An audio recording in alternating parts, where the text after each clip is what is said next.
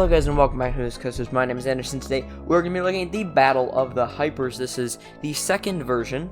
This will be labeled new, but it will have the same thumbnail because I am lazy. The other video will be unlisted but will be found, and I believe it is Season 2. I have different playlists for the time, each essentially separate years. Each season has about 30 videos, so if you go back far enough, you'll be able to find the old one. But that's besides that point. You should subscribe and we should get into this video. Let's go. So, if you are curious what rides will be entailing, will be a part of this nice little battle, it will include the 3 hypers I have ridden, which are Diamondback, Raging Bull, and Magnum XL 200. I know there's a lot of other hypers in the world.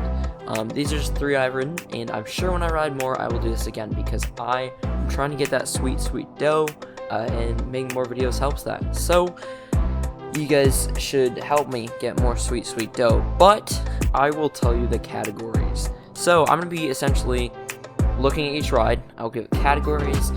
There are drop, layout, airtime, ending, theme, and roughness. If you have a category that should be added that may help, put it down below. And if there's a tie, I will decide the winner. Hint, there is a tie in this video. Anyway, let's get to it. So let's start off with the first drop. I'm not going to put the scores up on the board, or I guess up in the video. You'll just see them up at the end, who won and who got each score. So let's just go. So for the drop, Raging Bull gets a 9. Its drop is insane, with an incredible amount of airtime. I think what people don't understand about Raging Bull is that it has the pre-drop. And yeah, the drop isn't the main thing about it, but is that really a bad thing? The drop is insane.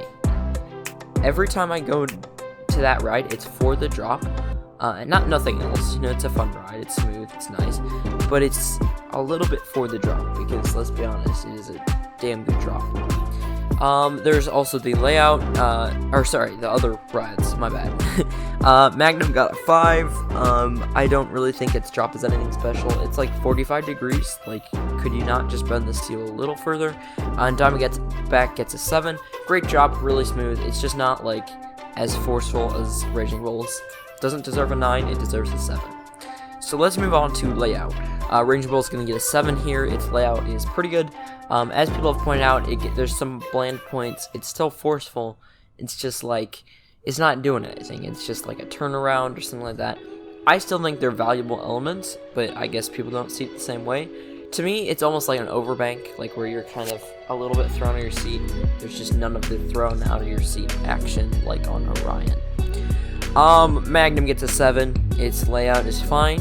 I dislike the turnaround. I think the ride is rough, but that comes later. So as for layout, it's not doing very good. It gets a 7. It's fine. It's not great. I think if it was smooth, it'd be better, but that's besides the point. Diamondback gets a 9 here. You'll notice they're both tied. Layout-wise, for Diamondback, it has a great drop. It kind of goes out in the woods. If all of the trees were like those sequoias that are 300 feet tall, it'd be kind of sick, but they're not. So it kind of goes out in the trees. You feel kind of secluded for a little bit. Airtimes are real good, and I think this ride overall has a great layout, where you're going over paths, going under trees, all that good stuff. There is also some airtime here on this ride. So Raging Bull is getting an 8 for airtime, mostly because of that first drop. But besides that airtime, there's the mid-course airtime, and there's another really good airtime hill. Unfortunately, it has a trim. So whenever I ride that, I'm like, are the trims on? And if they're off, you're getting some good airtime there. Magnum gets 6. Its airtime is good, and honestly, I think it deserves more than a 6. It's just rough. Anytime there's an airtime hill, my legs want to die because they're being pulled off by the bottom, and I just want to get off the ride. That's how I felt on that ride. That's how I felt on one of my rides on Flight of Fear. The restraint was against my thighs. It hurt. I just wanted to get off. And Diamondback is the opposite. It gets a 7. Its airtime is good. It's just not elite. It doesn't have any hills where I went. Oh my god, I need to ride it again just for that hill. just for that element. And I feel like when you talk about rides like Velocicoaster, where if you watch people interviewing it, people will ride the ride for every individual element, and then you ride enough times and you've just noticed, it's like a movie, you notice the smallest things. And I feel like Diamondback, it doesn't have anything you're going back for. You wait an hour and a half for a ride that's good, it just doesn't have that elite airtime, that elite drop, or that, there's no element that's a wow, it's just all pretty good, it's all good. We also have the ending. Raging Bull gets a 7. I think that its ending is fun, where it kind of, you twist, you feel like you touch the ground. And I feel like it's kind of energizing. I think it's very underrated. I think because it's not airtime, everybody hates it. But it's good, it's fun. There's Magnum, who gets a 7 because it has that airtime. And I'm going to say this again, if it weren't rough, that airtime right there would be top tier. That would be the best airtime in the world. Those 3 hills. But it makes me want to cut off my legs because it hurts so much.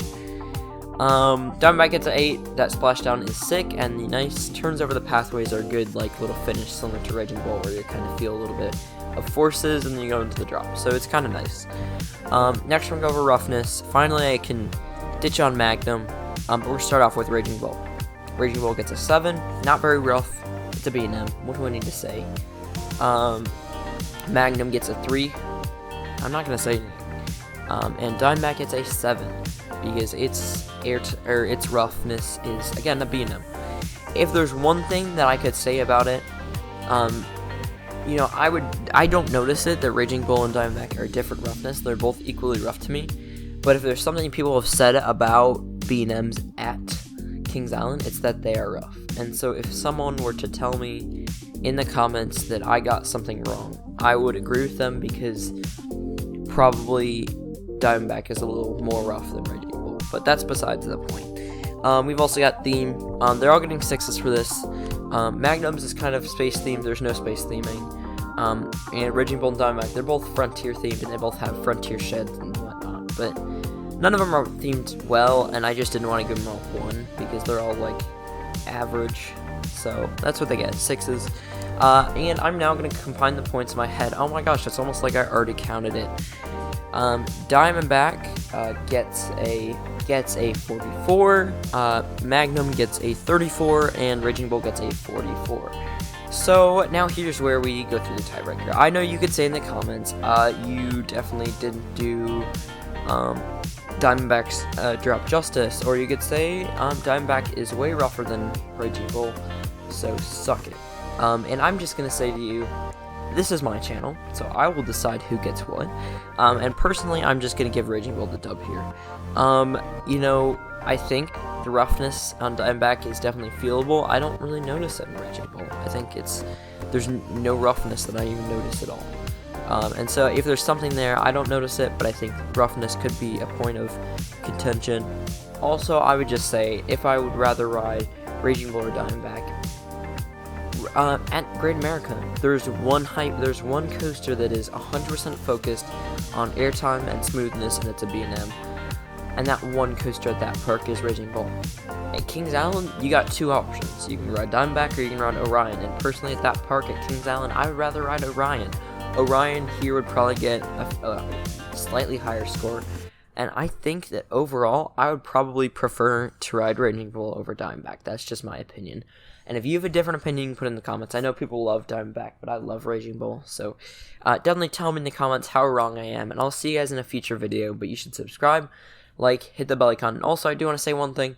I know if you polled on Instagram and you picked rap, that actually did win.